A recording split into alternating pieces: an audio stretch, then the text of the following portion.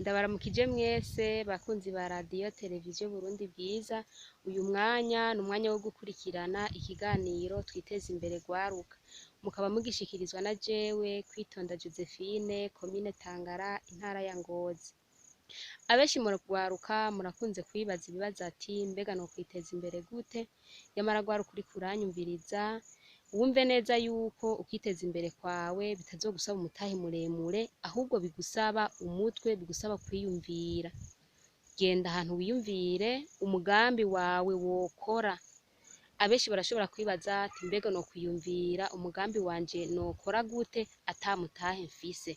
Oya, imbere yo gutangura gukora urudandazwa canke gukora uwo mugambi wawe wari wo wose, nuko ubanza kuba ufise mu mutwe, ukabanza ukiyumvira, ukiyumvira neza yuko uwo mugambi wawe ugiye gukora vy'ukuri nyene ari wo. Ukiyumvira ati uyu mugambi niyumviriye nowukorera mu kibanza ikihe, ikibanza kibereye uwo mugambi wo, ico kibanza cose ukaciyumvira. Ukiyumvira abasanzwe bakora uwo mugambi wawe wiyumviriye, uko basanzwe bawukora, uko basanzwe babigenza, kugira nawe uzomenye uko uwo mugambi wawe uzowukora, kuko nta mugambi ushobora kwiyumvira udafise abandi bantu basanzwe bawukora.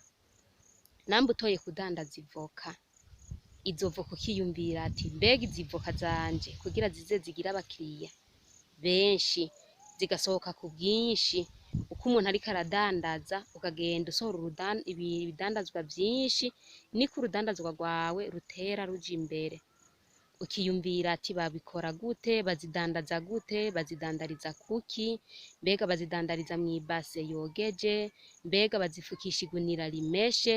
Ivyo vyose ukavyiyumvira uko umuntu ariko aradandaza, ukagenda usohora ibidandazwa vyinshi, niko urudandazwa rwawe rutera ruja imbere.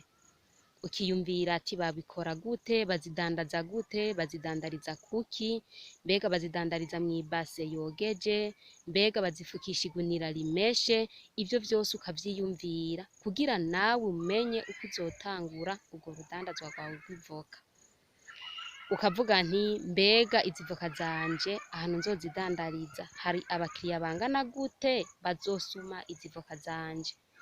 Ukavuga nti ukihinginga ati ivoka zanje nzokwama ndiko ndadandaza misi yose, nuko ari ivoka rizokwama riba rironze, nuko ari ivoka rizokwama riba ridandarijwe mu kidandarisho ciza, nuko ari ivoka rizoba riryoshe misi yose, ku buryo abantu bose baje gusuma bavuga ati kwa naka niwe misi yose yama bafise ivoka riryoshe.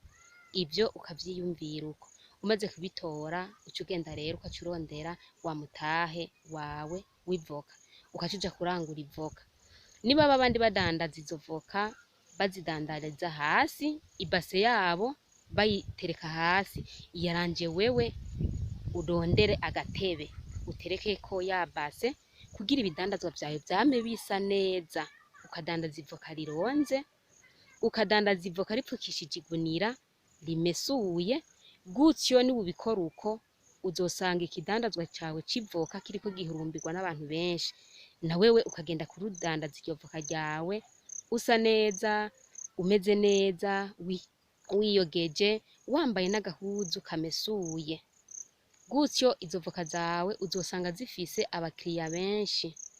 Tukaba tubashimiye mwebwe mwese mwariko muradukurikira kuri radiyo televiziyo Burundi bwiza, naho ubutaha.